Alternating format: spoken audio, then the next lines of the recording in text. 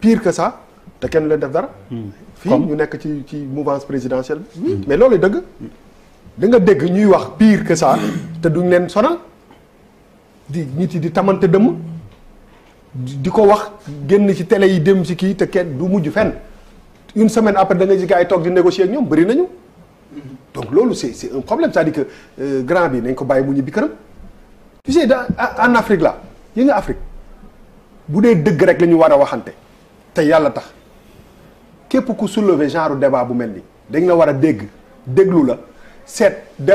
lux mbóot ndax am na wala amul xam nga lu tax mais mooy suñu feebar. oui on est africain ñun ñëpp nan waxante dëgg. suñu feebar mooy luubal alalu askan. wax fa dëgg yàlla.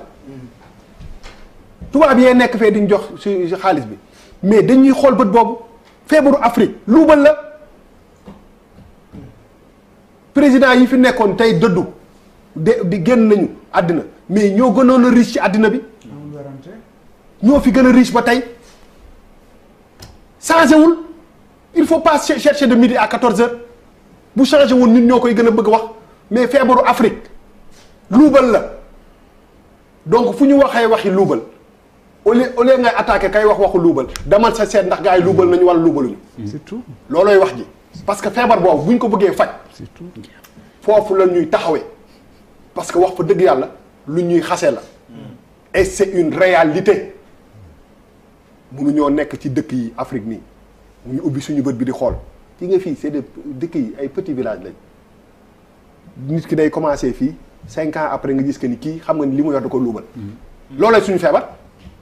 maintenant si ñuy wax nañ leen déglu li ñuy wax ñu seet ndax dëgg la balaa nga koy attaqué seetal ndax dëgg la wala booy juger nga juger parce que am na ñoo xam ne déggoo man la da ngay gis kenn ku nekk si même gouvernement wala même ci mouvance di jiiñ kenn leneen détournement wala dara bi nga ko yóbboo fii te doo si mës a dégg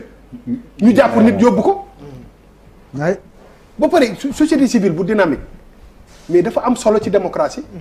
ba pare imagine bi ñu fi toogee sànq ba léegi ñu ngi waxu mbas mi let's come together.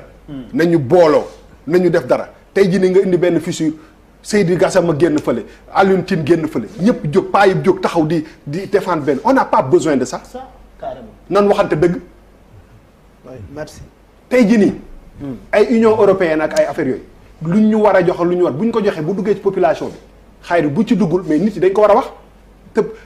te boo seetloo sax waa ji wax yi muy wax yu ci bëri gën a bëri il a sax un peu été prudent parce que boo demee du ma nag avocat wala mooy juge wala dara mais boo xoolee ci interprétation yi am na affaire yu bëri yoo xam ne daf ko dédouané moom personnellement il a été très généraliste pas trop dans les détails c'est le plus important mooy que aujourd'hui dañ ko fi wax sànq xoolal énergie bi ñu jàpp waa ji jël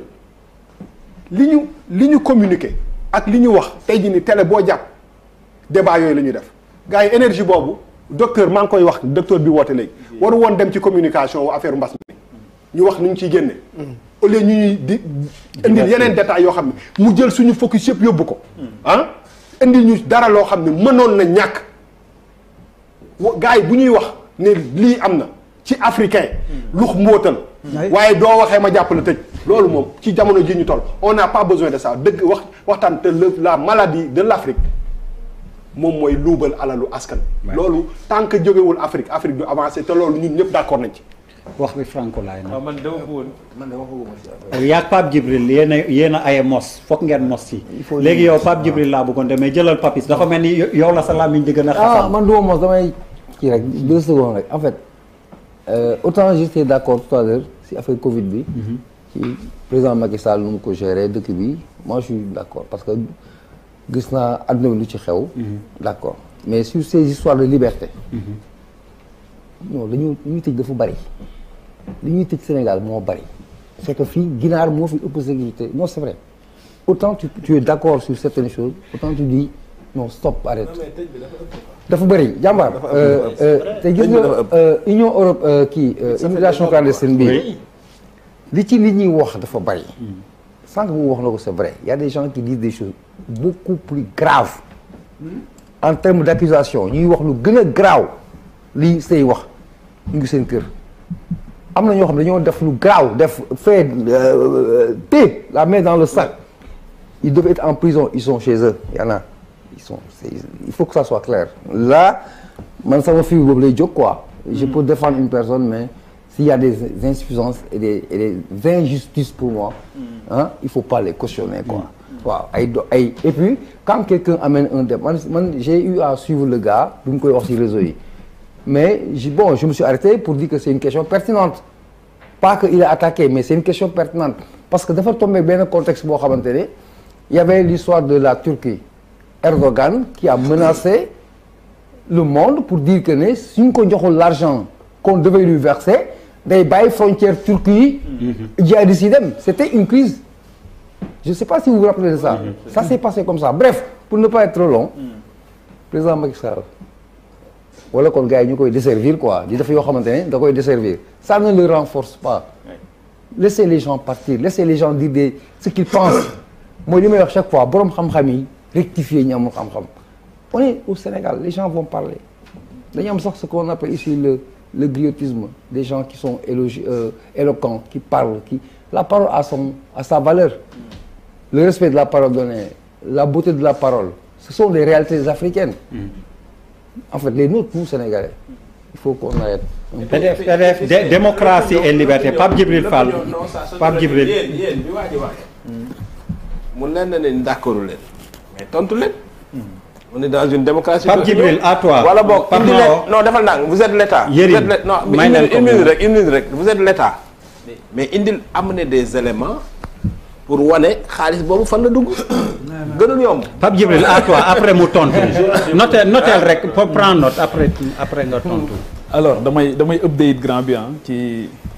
par rapport ak rapport Transparency International 2019-2020. Effectivement. J'adore ce gars-là. Hein? Non, effectivement, le Sénégal, sur 180 pays, le Sénégal est classé à la 66e place.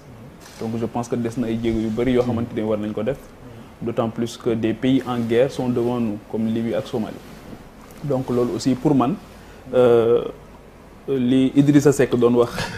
président Macky ne ko comme yow yaa def sa symbole parti bi muy fas foog ñu koy caw waaye leneen li ma jaaxal rek mooy bi mu génnee keroog bi ñu ko recevoir ci mbas mi dana ndox mi fay lakk jarul segg donc pour man tamit moo tax débat bi par rapport à l'évaluation par rapport à la reddition des comptes damaa jàpp ne nar nañoo tuumal corona li fi jaar yëpp ne moo tax jarul reddition donc je pense que la reddition des comptes ak fi mbiri jaar yëpp ak xaalis bi ñu mobiliser surtout dans ce contexte là nga xamante ni dañ ko jëlee ci ay ku nekk joxe na même néew di doole yi sax contribuer nañ ku nekk am na ñuy bañ ma tudd yenn tur yi sax kon tudd ma du ma tudd waaye ku nekk joxe na journalistes yi nga xamante ni sax ci précarité bu doy waar la ñu nekk dajale nañ seen 1 million de francs ba yóbbu ko ci fonds force Covid bi ñu demee nag ba nga xamante ni gis nañ ne coow nar na ci jëm ñu ne effectivement le général François Ndiaye ñëwal gérer waaye ñun on attend toujours li nga xamante ni moom mooy redevabilité parce que ça a été une grande exigence Pape Mahawa ci gouvernance su président Wade surtout vers ces dernières années boo xoolee combat bi yëpp combat lan la woon reddition des comptes combat lan la woon combat nangam combat jëm ci transparence ak xeex corruption loolu moo tax d'ailleurs le président Macky Sall bari na ci instrument yu mu indi yoo xamante ni ça a été une forte demande de la société civile et de l'opposition d'alors bi nga xamante ni ñoom ñoo gagné élection yi ay OFNAC ci la bokk renforcer les pouvoirs de l'IGE ce n'est pas pour rien que bi mu ñëwee au pouvoir mu jël IGE yóbbu leen King Fahd Palace tëj leen fa ne leen defal leen ma état des lieux bu exhaustif parce que boobu xamoon na ne mbir yi niñ ko war a jaarale ci yoon xëy na lu ci bari des na parce que pouvoir xëy na bu defee fukki at ak ñaar dafa am na sooxe yu bari yoo xamante ni mën naa dugg ñu bari aussi mën nañ cee dugg pour defar seen bopp ce qui est évident mooy que y a une évolution par rapport au discours bi Mamadou Diop Decroix wax na ko léegi moom fu mu toog ñuy wax wàllu liberté dañ ko war a déglu nag wax dëgg te dañ ko war a jox yitte Mame Less Camara yàlla na ko fi yàlla gën a bàyyi dafa def en 2018 benn article bu rafet ne kii baromètre la ci natt sunu liberté fu mu toll mu ne ndax 1968 dañu takk ay loxoom yóbbu ko service militaire obligatoire mais en 2018 ci loi parrainage bi dañ ko jàppaat dugalaat ci camionnette alors que mën nañoo wax ne c'est une institution non constitutionnelle ndax liggéeyam moo tax combat moo tax pour la démocratie pour la pluralité je pense que pour le pluralisme je pense que c'est quelqu'un boo xamante ni le fait seulement que mu ñëw bokk ci débat bu ñuy waxtaanee liberté dafa war a yóbbu nit ñëpp nag nga ànd ak moom wala nga bañ a ànd ak moom nga dilater sa poitrine déglu ko xam ne egg na foo xamante ni Sénégal rek moo ko ñor mënatul far parce que foofu la toll blanchi sous le harnais c'est une caution morale ñu bëgg ko ñu bañ ko réew mi daf ci am ñoo xam c'est des cautions morales nga bëgg ko nga bañ ko man gëm naa ne Mamadou Diop Decroix dawatul wala dawul ci ginnaaw extrapontin ak ay sinécure loolu laa gëm parce que combat démocratique moo tax bi ñuy dugg politique di xeex boobu politique du woon ascension sociale du woon moyen de réalisation sociale du woon métier boobu et c'est des gens qui avaient choisi un chemin difficile c'était l'université moom ñoom Abdoulaye Bathily ak ñoom ñëpp Amath Dansokho yàlla na ko yàlla yërëm donc pour man ñii dañ leen a war a dimbali ko li des ci suñu démocratie pour gën ko dëgëral loolu laa gëm pour parler de Boubacar Seye deful dara kaso fii ñuy wax nii deful dara kaso te encore une fois c'est la dignité humaine qui a été piétinée encore yow koo xam dafa nekk Espagne def na ay allégations on est dans une démocratie la démocratie a ses emmerdements on a le droit d'être suspicieux droit la boo xam dañ koy revendiquer suñu neexee ñaaw njort alal di ñëpp ko moom di bàyyu kenn moomu ko yaayu kenn moomu ko dañ laa dénk te nekkuñu ak nguur duñu nguur nekkuñu ci ak nguur dafa am rek renoncement yoo xamante ni kenn ku ci nekk daf ko def mettre ko à la disposition d'une personne d'une autorité d'une institution ne ko nag ñoŋalal lañ ko wax léegi ci biir ñoŋal googu nag dañ ne ko waaye ñoo ngi lay bàyyi xel de ci ñoŋal gi te dañuy xool it nan nga koy defee jox nañ tamit ay jumtukaay yoo xamante ni saytu bi dañu war a am autonomie ak indépendance l'autonomie et l'indépendance des instruments de contrôle mais ça fait encore débat comme ça faisait encore débat en 2009 et en 2012 ouais. Nafi Ngom Keïta la forme bi ñu ko défenestré OFNAC mais c'est assez édifiant ñoom Mody Niang ñi nekkoon OFNAC xëy démissionné c'est assez édifiant ak yeneen yoo xamante ni ñoo ngi koy gis pendant combien de temps les gens ont réclamé les rapports de la Cour des comptes les rapports de l'IGE ak rapports yu bari yoo xamante ni gisuñu ko c'est que Boubacar Seye dafa jaaxle parce que dañu ne on a injecté beaucoup d'argent ci lutte contre l'immigration Union européenne a ko joxe mais sëriñ bi ñun ñoo ngi débattre nii mais am na fii ñuy waxtaan nii am na ci ñoo xamante ni ci dëkk lañ nekk ba tey am na ci ñoo xamante ni xamuñu fu seen njaboot nekk parce que près de 500 personnes nee nañ faatu nañ ci géej gi y compris des femmes y compris des enfants ak ñeneen on ne dramatise absolument rien on ne fait pas de la démagogie on ne fait pas du populisme parce que léegi argument yooyu lañ lay un peu tuuti si populisme tuuti xam naa Lamine Gueye bi mu doon wax naan j'aime mon pays d'un amour qui m'arrache les larmes bu doon jamono ji dañ naan ko tu es populiste de donc nañu bàyyi nit ñi ñu exprimer bul ne ni may waxee rek loolu la ñëpp war a waxee parce que en réalité souvent aussi malheureusement comme disait un brillant esprit il n'y a aucun argumentaire qui peut tenir devant la mauvaise foi mais bref ça c'est un autre débat mais li ma bëgg a wax mooy Boubacar Seye bu tuddoon nit sax